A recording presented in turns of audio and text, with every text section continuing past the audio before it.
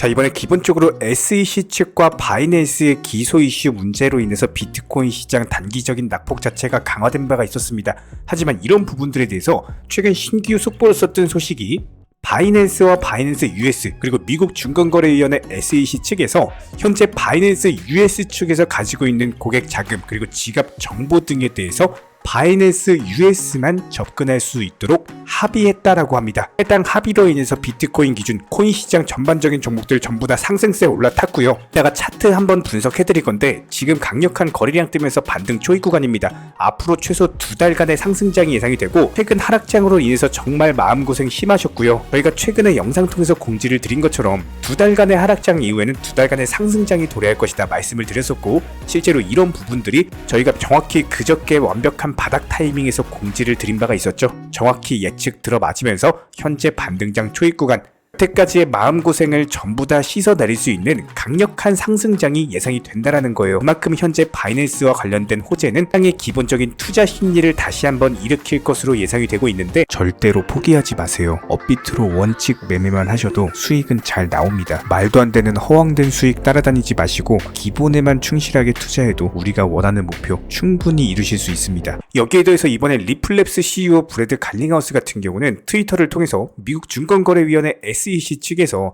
현재 코인베이스의 규제법 제정 청원에 대한 답변을 내놓지 않고 있다라고 하면서 게리 겐슬러 SEC 위원장을 정면으로 비판했습니다. 현재 게리 겐슬러는요, 비트코인을 제외한 특정 프로젝트에 대해서 언급을 거부하지만 소송에서는 특정 토큰을 증권으로 잘못 분류하고 있다. 그저 규제 대상의 투명성을 요구할 뿐이다라는 강력한 비판이 나왔고요. 여기에 대해서 폴 그레왈 코인베이스 최고 법률 책임자 CEO도 마찬가지였습니다. 코인베이스가 SEC 측에 신청한 암호화폐 규제법 제정 청원에 대한 법원의 답변 강제 조치를 촉구한 바가 있었는데 갈링하우스 같은 경우는 윌리엄 힌먼 이전 SEC 기업 금융국장이 SEC의 내부 우려에도 불구하고 이더리움이 증권이 아니다라는 내용의 연설을 강행했다고 하면서 배후를 조사하겠다라는 언급이 나왔습니다.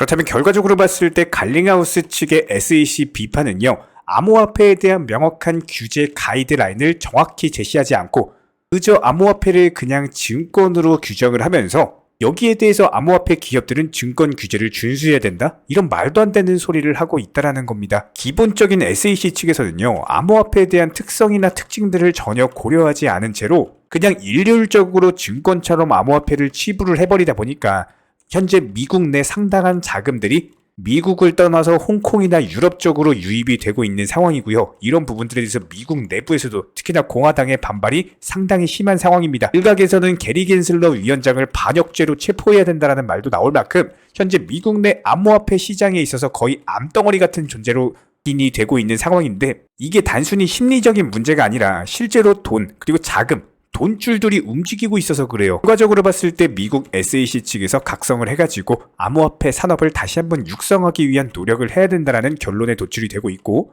여기에 대해서 이번에 미국 증권거래위원회 SEC 측 바이낸스뿐만 아니라 코인베이스도 기소를 한 바가 있었죠. 현재 코인베이스와 SEC 측의 소송을 심리하는 제니퍼 리어든 판사 대신요 캐서린 폴크 파일라라는 새로운 판사가 뉴욕 연방법원에 배정이 됐다라고 합니다. 새롭게 배정된 판사는 USDT 발행사인 테더 그리고 암호화폐 거래소 비트파이넥스가 연관된 민사소송을 담당하고 있기 때문에 기본적인 암호화폐 시장과 관련된 정보에 익숙할 수밖에 없고요. 법원 서류의 교체 사유가 명시되진 않았지만 리어든 전 판사가 이전에 근무했던 로펌 깁슨 던 같은 경우는 다른 사건에서 바이낸스를 변하고 있기 때문에 어쩔 수 없이 코인베이스 사건을 기피할 수밖에 없는 상황. 그렇다면 여기에 대해서 갑작스런 판사 교체는요, 코인베이스와 SEC 소송에 있어서 상당한 영향력을 미칠 것으로 예상이 되고 있습니다. 특히나 이번에 교체된 파일라 판사 같은 경우는 암호화폐 시장에 대한 이해도가 높고요. 기본적으로 리어든 판사보다는 코인베이스에 조금 더 우호적인 판결을 내릴 가능성이 높기 때문에 실제로 지난 2019년 당시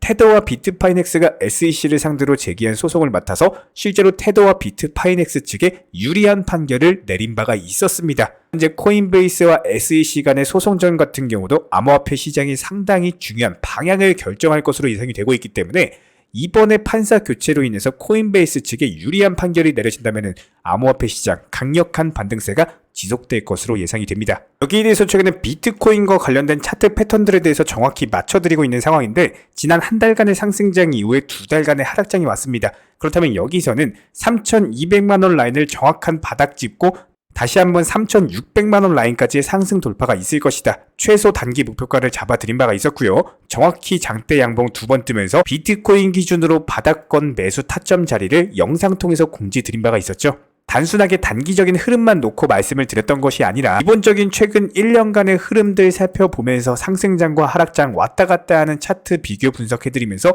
기술적인 분석을 해드렸고요. 일단 단기 목표가 3,600만원 라인을 잡으시고 해당 라인까지 도달하는 경우에는 저희가 다시 한번 매도를 하실지 아니면 보유하시면서 가져가셔야 될지 이런 부분들 영상 통해서 공지 드리도록 하겠습니다. 그러면 최근에 도지코인 관련해가지고 낙폭 자체가 워낙 강했기 때문에 80원대 라인 밑에서는 매수하셔도 좋다라고 말씀을 드렸었고 실제로 강력한 상승 나오면서 소폭 수익을 안겨드리긴 했지만 기본적인 도지 홀더 분이시라면은 이 정도 수익 가지고 절대로 만족할 수는 없습니다. 우리는 아직까지도 배가 고프고요. 여기서 재차 상승 주면서 다시 한번 100원대 라인 넘어가지고 140원 그리고 200원대 라인까지도 상승할 수가 있는 종목이기 때문에 일론 머스크 관련 속보들 저희가 영상 통해서 공지 드리면서 다시 한번 매도 타이밍 뜨는 경우에는 한 번 더 매도하고 나오셨다가 눌림목 라인에서 재차 매수 타이밍을 제시를 해드리도록 하겠습니다. 수익 보신 분들 다시 한번 축하드리고 구독과 좋아요만 눌러주시고 따라와 주시기 바랍니다.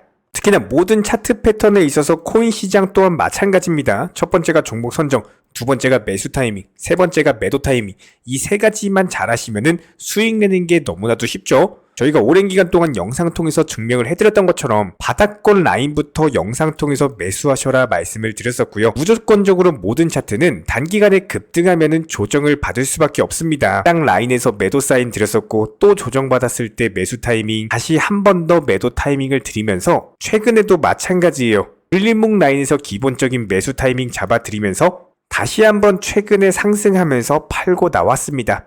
이렇게 정확하게 매수나 매도 맥점을 잡는데 가장 중요한 첫 번째는 욕심을 부리지 않는 겁니다. 정말 많은 개인 투자자분들께서 욕심으로 인해 가지고 매수나 매도 타이밍을 놓치시고는 하는데 결국에 이런 욕심으로 파생된 빨리 수익을 보고자 하는 조급함 이런 것들 때문에 원칙 매매 비중 조절 투자를 하지 못하게 되고 결국에는 깡통 계좌 손실로 이어지는 거겠죠. 그리고 여기서 한 가지 더 중요한 건요. 무조건적으로 선물 투자는 절대로 하지 않는 겁니다. 이 선물 투자 같은 경우는 아무리 전문가라고 하더라도 9번 수익 나고 나서 한 번 청산되면은 모든 투자금 전부 다 잃어버리는 게 선물 투자예요.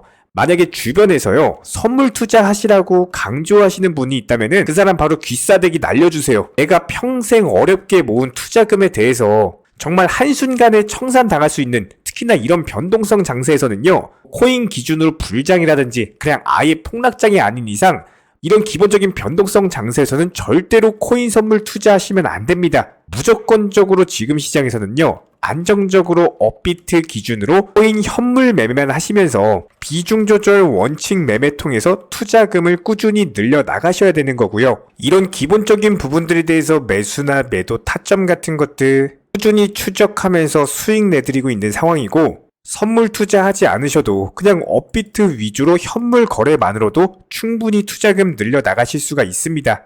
여기에 대해서 여러가지 물타기 매수라든지 목표가 변경이라든지 시장 상황에 대한 기본적인 맞춤 대응은 물론이고 NFT나 메타버스 게임 테마까지도 여러가지 종목들 위주로 다뤄드리면서 수익을 내드리고 있는 상황이기 때문에 단순하게 우리 채널들과 이렇게 함께 하시면서 정보방통에서 실시간으로 정보 받아보시는 많은 분들께서 크고 작은 다양한 수익 내가시면서 이렇게 투자금 늘려나가고 계십니다. 특히나 현재 시장에서 말도 안 되는 허황된 수익률로 200%에서 많게는 1000%, 2000%까지도 지금 현재 시점 코인 시장 자체가 이런 식의 말도 안 되는 수익률을 달성할 수 있는 시장이 아니기 때문에 단순하게 5% 아니면 10% 정도까지 짧고 간단하게 단타로서 여러 번 먹게 되는 경우에는요. 5%로 10번만 먹어도 이게 바로 50% 수익률이 나는 거겠죠. 이런 기본적인 부분들에 대해서 비중 조절 원칙 매매 통해서 잠깐 손실이 난다라고 하더라도 물타기 매수 통해서 빠져나오고 있고요. 단순하게 소액으로 투자하시거나